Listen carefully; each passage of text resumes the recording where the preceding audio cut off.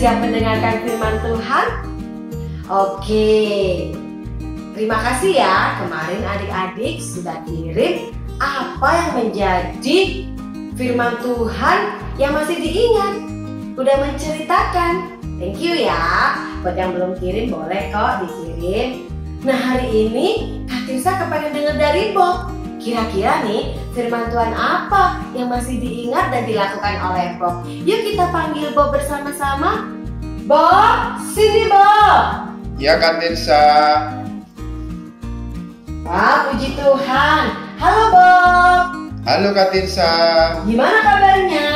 Kabar Bob baik Kak Tirsa. Puji Tuhan. Yuk Bob, disapa dulu dong teman-teman yang di rumah.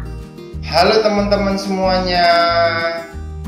Oke, Bob, sekarang giliran Bob menceritakan firman Tuhan apa yang ada di dalam hati Bob dan Bob sudah melakukannya. Yuk.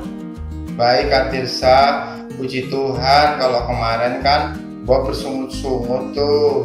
Tapi sekarang Bob sudah tidak bersungut-sungut lagi Kak Tirsa. Bob sudah enjoy sekolah online, sekolah minggu online, bahkan disuruh orang tua Bob melakukan dengan sungguh-sungguh senang. Puji Tuhan ya adik-adik. Sekarang Bob tidak bersungut-sungut lagi seperti bangsa Israel. Good ya Bob. Tapi Kak Tirsa, Tapi apa Bob?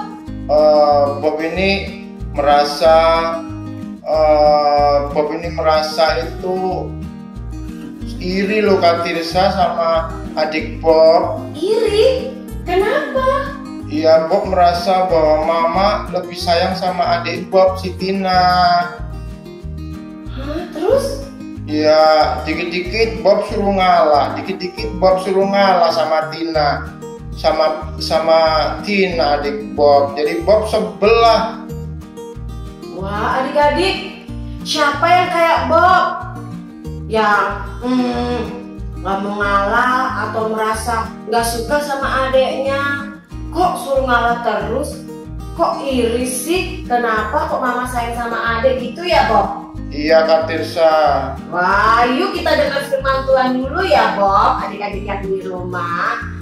Seorang bapak yang punya anak dua, si sulung dan si bungsu, kakak dan adik ya. Perumpamaan tentang anak yang hilang yang tertulis di dalam Lukas 15 ayat 11 sampai 32. Di sini diceritakan bapak ini punya anak dua dan si adik minta harta kekayaan, minta warisan. Nah, akhirnya sama bapak dikasih. Kemudian apa yang terjadi? Dijuallah semua warisannya dan dia mendapatkan uang dan pergi ke tempat yang jauh. Kemudian uangnya dihabiskan, berfoya-foya sampai habis, sampai nggak punya uang. Terus dia kelaparan, bekerja tapi kelaparan, nggak bisa makan apa-apa. Dia ingat, wah, bapakku adalah orang yang kaya. Dia punya hamba yang banyak, punya ternak yang banyak. Kemudian dia bangkit berdiri dan dia mau kembali ke rumah bapaknya. Kenapa yang terjadi? Bapaknya menerimanya loh. Baik nggak bapaknya? Baik. Dipeluk, dicium anaknya ini, ya.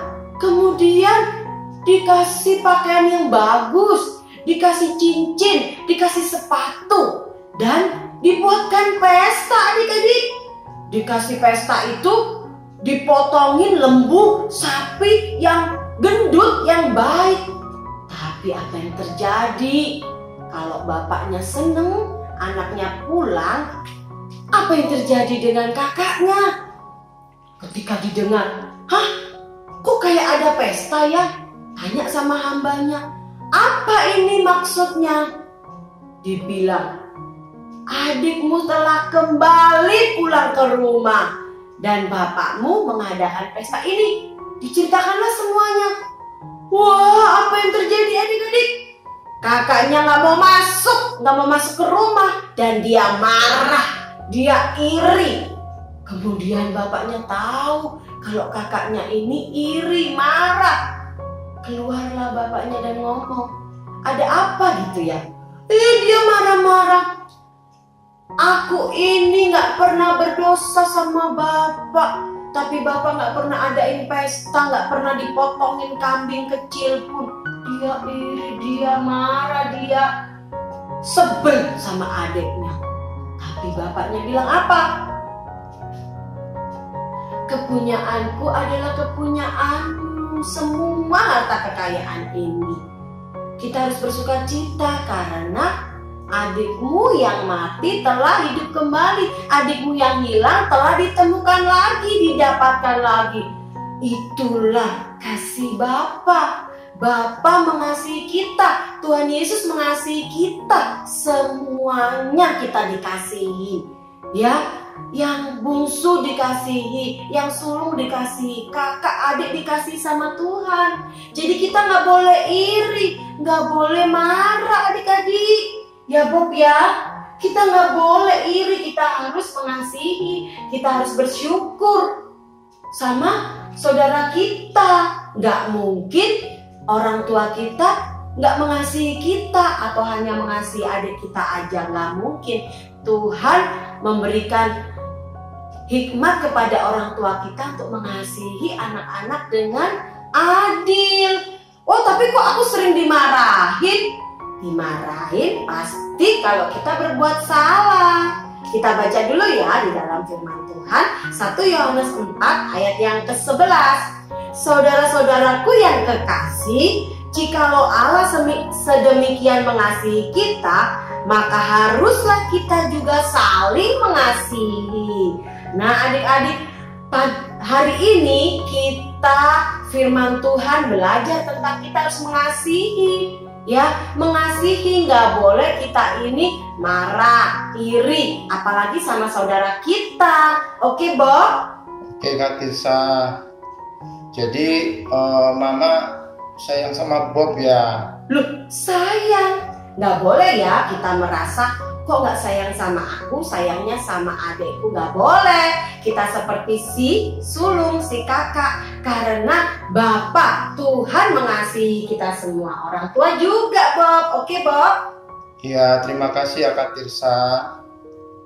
Oke, Bob sudah mengerti. Adik-adik di rumah juga pasti mengerti bahwa Tuhan mengasihi kita semua, bahwa orang tua kita mengasihi kita. Oke adik-adik, amin firman Tuhan. Tuhan Yesus memberkati. Bye.